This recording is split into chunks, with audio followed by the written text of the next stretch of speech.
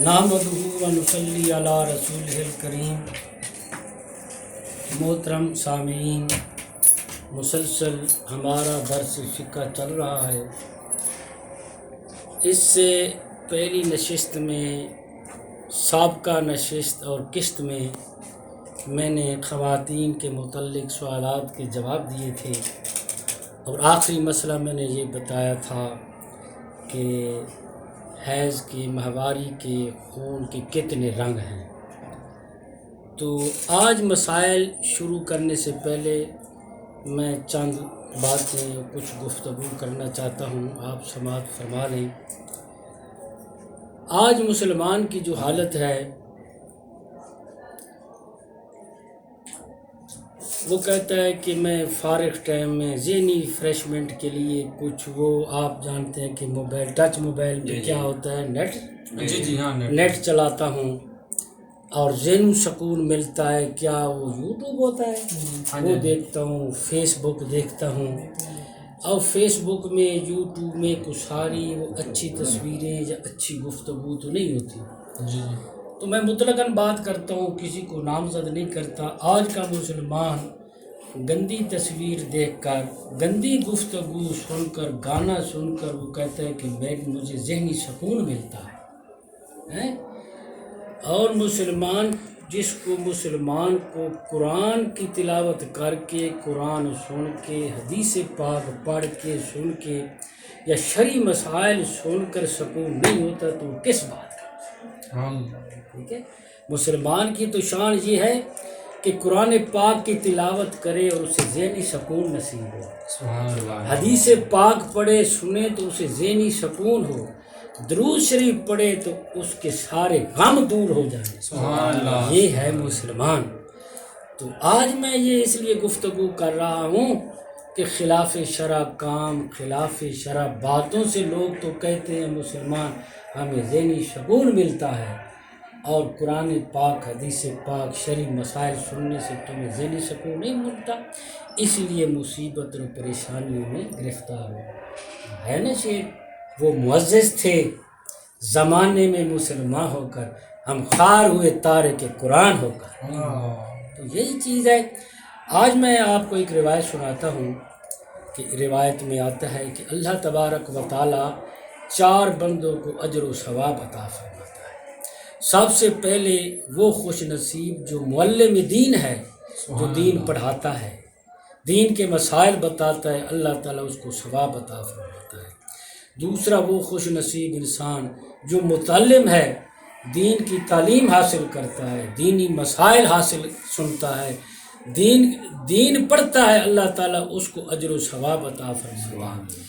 تیسرا وہ خوش نصیب انسان کہ جو نہ وہ معلم اور عالم بن سکا، نہ وہ ہمیشہ متعلم بن سکا، بلکہ میرے آقا فرماتے ہیں کہ وہ ان دیندار لوگوں کے ساتھ تعاون کرتا ہے، اللہ تعالیٰ اس معاون کو بھی اجر و ثواب عطا فرماتا ہے۔ جو دین پڑھنے والے لوگوں، پڑھانے والے، پڑھنے والے لوگوں کے ساتھ مالی تعاون کرتا ہے، اللہ تعالیٰ اس کو بھی ثواب عطا فرماتا ہے۔ چوتھا وہ خوش نصیب انسان ہے، نہ وہ معلم ہے، نہ وہ متعلم ہے، نہ وہ اس کے پاس اتنا مال ہے کہ وہ خدمت کر سکے، بلکہ ان سے محبت کرتا ہے، اللہ تعالیٰ اس کو بھی اجر و ثواب عطا فرماتا ہے۔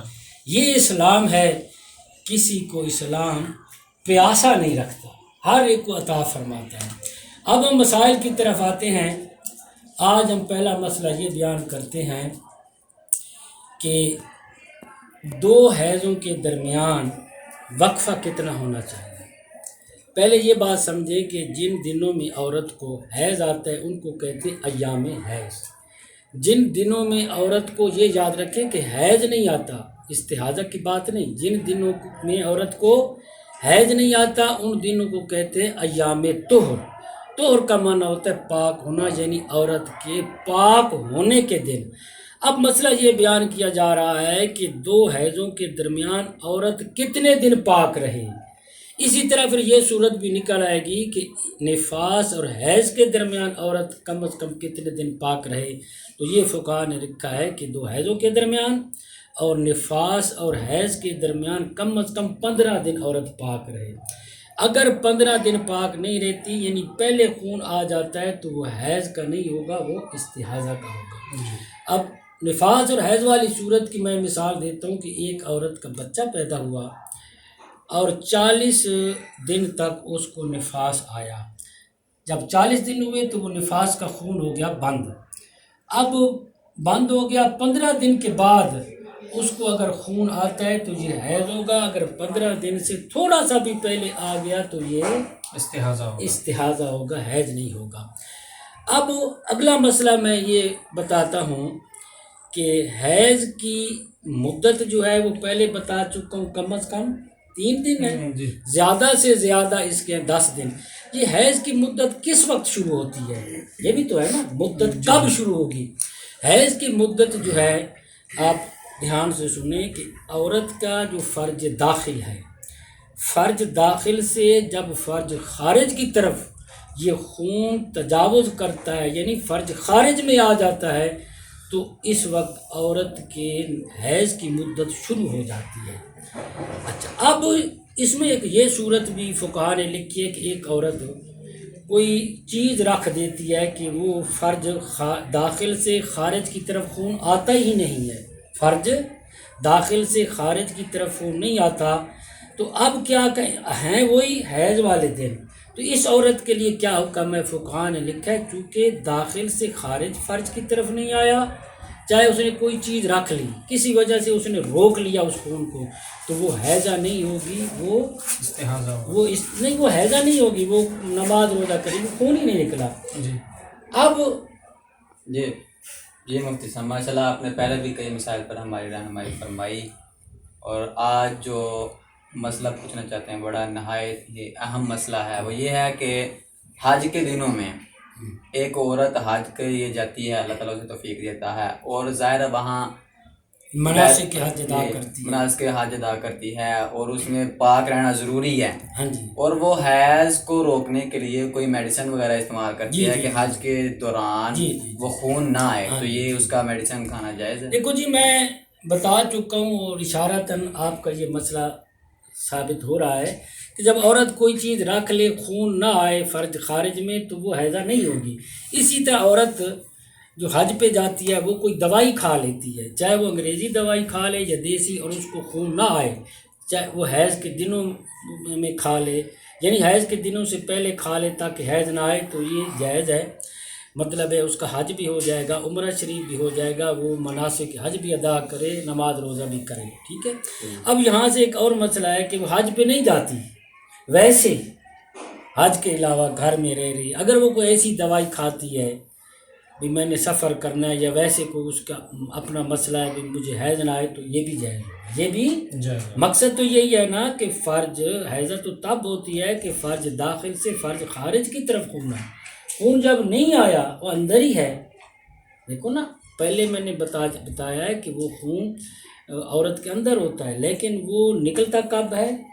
ہر مہینے، وہ حیض کے دنوں میں، پہلے بھی تو ہے نا، حیض کے دنوں سے بھی پہلے ہے، تو دوائی کے ساتھ روک لیا جائے تو وہ بھی تو اندر ہی رہے، یعنی وہ فرج خارج کی طرف نہیں آیا، تو یہ جائز ہے۔ اس کے بعد اگلا مسئلہ میں آپ کو بتاتا ہوں کہ ایک عورت ہے، اس کو خون مسلسل پہلی دفعہ شروع ہوا، کئی مہینے کئی سال مسلسل رہا، اس کو شروع ہوا، تو اب اس عورت، اچھا اس کا درمیان میں 15 دن تک وقفہ بھی نہیں آیا، 2 3 4 دن کا وقفہ آتا رہا، اس کو مسلسل کہتے ہیں، تو اس عورت کے لیے مسئلہ یہ ہے، شرعی حکم یہ ہے کہ جس دن اس کو خون آیا اس دن سے 10 دن تک اس کے حیض کے شمار کریں گے، باقی 20 دن جو ہوں گے اس کے کیا ہوں گے؟ استحاضہ کے۔ اسی طرح ایک عورت ہے کہ اس کو خون آیا، مسلسل شروع ہو گیا، لیکن اس کی پہلے عادت بنی ہوئی ہے، ہر مہینے عادت کے مطابق اس کو خون آتا تھا، اب یہ جو مہینہ آیا اب خون مسلسل شروع ہو گیا، تو اس کے لیے مسئلہ یہ ہے کہ جن دنوں میں اس کی عادت تھی، جس دن شروع ہوتا تھا تو آگے جتنے دن عادت کے تھے 6 یا 7 دن، تو وہ ہم حیض کے شمار کر لیں گے، آگے 20 دن یا جتنے دن باقی بچتے ہیں وہ استحاضہ کے ہوں گے۔ اسی طرح ایک ایسی خاتون ہے کہ کہ حیض آتا ہی نہیں ہے اس کو، یا آتا تو ہے، آیا تو ہے، اس کو 2 دن آیا، 3 دن سے کم، تو اس کو ہم یہ کہیں گے کہ یہ حیضہ نہیں ہے، یہ ہمیشہ پاک ہے، حیض ہی نہیں آتا نا۔ اسی طرح ایک خاتون ہے کہ اس کو حیض آیا 3 دن اور 3 رات، اس کے بعد نہیں آیا ساری زندگی، تو اس کا مسئلہ یہ ہے کہ 3 دن اور 3 رات ہم حیض کے شمار کر لیں گے، باقی ساری زندگی ہم کہیں گے کہ یہ پاک ہے۔ اب تھوڑا سا ہم نفاس کے متعلق بتا دیتے ہیں، اس کی تعریف پہلے بھی بتا دی، اب میں مزید وضاحت کر دیتا ہوں تھوڑی سی مختصر، کہ نفاس وہ خون ہوتا ہے جس کا سبب بچے کی ولادت ہے، بچے کی ولادت ہوتی ہے۔ اچھا، اب اس کی کم سے کم مدت، جیسا کہ حیض کی کم سے کم تھی، زیادہ سے زیادہ، تو یہاں بھی ہے کہ اسی نفاس کی کم سے کم مدت کا تعین نہیں ہے، 1 گھنٹہ بھی نفاس ہو سکتا ہے، 1 دن بھی ہو سکتا ہے، 2 دن بھی ہو سکتا ہے، اعلیٰ حاضر کیا، زیادہ سے زیادہ جو حیض کی نفاس کی مدت ہے وہ ہے 40 دن۔ اچھا، اب یہ حیض کی مدت کس وقت شروع ہوتی ہے؟ جس طرح یہ نفاس کی، جس طرح کہ میں نے حیض کے لیے بتایا تھا کہ جیسے کہ خون فرج خارج میں آتا ہے، تو اب نفاس کی مدت کب شروع ہوتی ہے؟ کہ جب بچہ پیدا ہوتا ہے، آدھے سے زیادہ جب بچہ پیدا ہو چکا، اس وقت نفاس کی مدت شروع ہو گئی، اور 40 دن تک زیادہ سے زیادہ۔ اب آگے مسئلہ یہ ہے کہ ایک ایسی عورت ہے، اس کا بچہ پیدا ہوا، اور یہ پہلا ہی بچہ ہے پیدا ہوا، اور خون بند نہیں ہوتا، یعنی 40 سے آگے تجاوز کر گیا ہے، تو اب یا ایک ایسی عورت ہے کہ پہلے اس کے بچے پیدا ہوئے لیکن اس کو یاد نہیں رہا کہ مجھے کتنے دن نفاس آتا تھا، اب بچہ پیدا ہوا، تو اب اس کے لیے کیا حکم ہے؟ تو ان 2 صورتوں کا اکٹھا حکم یہ ہے کہ ہم کیا کریں گے کہ 40 دن ان کو شمار کر لیں گے نفاس سے، اس سے جو اوپر ہے وہ ہم کہیں گے استحاضہ۔ اب ایک عورت ہے، آگے مسئلہ، ایسی عورت ہے کہ اس کی جب بھی پہلے بچے پیدا ہوئے، 1 بچہ پیدا ہوا یا 2 یا 3، اس کی عادت بنی ہوئی ہے کہ اس عورت کو 30 دن نفاس کا خون آتا ہے۔ اب بچہ پیدا ہوا، تیسرا یا چوتھا یا 5واں بچہ پیدا ہوا، اس دفعہ اب یہ ہے کہ بھئی اس کا خون بند ہی نہیں ہوتا، یعنی 40 سے تجاوز کر گیا ہے، تو عادت اس کی کتنی تھی؟ 30 دن، کیونکہ عادت بنی ہوئی تھی۔ اس کے لیے مسئلہ یہ ہے کہ 30 دن ہم عادت کے شمار کر لیں گے، یعنی نفاس کے۔ 15 دن، 45 دن پر خون آیا تو 15 دن ہم کیا کریں گے؟ وہ استحاضہ کریں گے۔ اب ایک ایسی عورت ہے کہ اس کو حمل سے پہلے، یعنی کیا آ گیا؟ خون آ گیا، یعنی بچہ پیدا ہونے سے پہلے خون آ گیا، اور یہ میں بتا چکا ہوں کہ پیدائش سے پہلے اگر آ جائے تو وہ کیا ہوتا ہے؟ حیض نہیں ہوتا، نفاس بھی نہیں ہوتا، وہ استحاضہ کا ہوگا۔ اس طرح ایک مسئلہ پہلے وہ حیض والے مسئلے کے ساتھ رہ گیا ہے، وہ چونکہ اس باب کے ساتھ تعلق رکھتا ہے، میں آپ کو بتا دیتا ہوں کہ ایک ایسی عورت ہے کہ اس کو پہلی دفعہ حیض آیا 10 دن، اب 1 2 سال گزر گئے، اس کو حیض ہی نہیں آیا، ایسا ہوتا ہے۔ اب 1 یا 2 سال کے بعد اس کو حیض آ گیا، اب بند نہیں ہوتا مسلسل، اب اس کے لیے یہ حکم ہے کہ 10 دن پہلے ہر مہینہ کے حیض کے ہوں گے، باقی جو دن بچتے ہیں اس کے کیا ہوں گے؟ استحاضہ کے۔ تو مزید کوئی آپ نے مسئلہ پوچھنا ہے تو حضور اس مفتی صاحب اس کے بارے میں، اسی نفاس کے بارے میں ایک اور مسئلہ ہے۔ مثال کے طور پر ایک عورت کو ایک بچہ ہو جاتا ہے، کچھ ہی گھنٹے کے بعد یا 1 گھنٹے کے بعد یا 1 دن کے بعد دوسرا بچہ پیدا ہو جاتا ہے، آیا کبھی اس 2 بچوں کے درمیان جو خون آتا ہے وہ کون سا شمار ہوگا؟ یا یہ پہلے بچے کے ساتھ جو خون آیا ہے اور یہ اس کے بعد جو خون آیا وہ ہے اس کا ہوگا، اس نفاس کا ہوگا، یا جو دوسرے بچے کی پیدائش کے بعد؟ اس مسئلے میں اختلاف ہے، فتویٰ اس بات پر ہے، پتہ ہوگا آپ نے کہ جب دیکھو نا شروع سے مسئلہ یہ ہے کہ جب بچہ آدھا سے زیادہ باہر نکلے، وہ پہلا بچہ ہے، جب آدھا سے زیادہ وہ پیدا ہو چکا باہر نکل آیا تو اس وقت کیا ہوگا؟ نفاس کی مدت شروع ہو جائے، نفاس کی مدت شروع ہے۔ مزید کوئی؟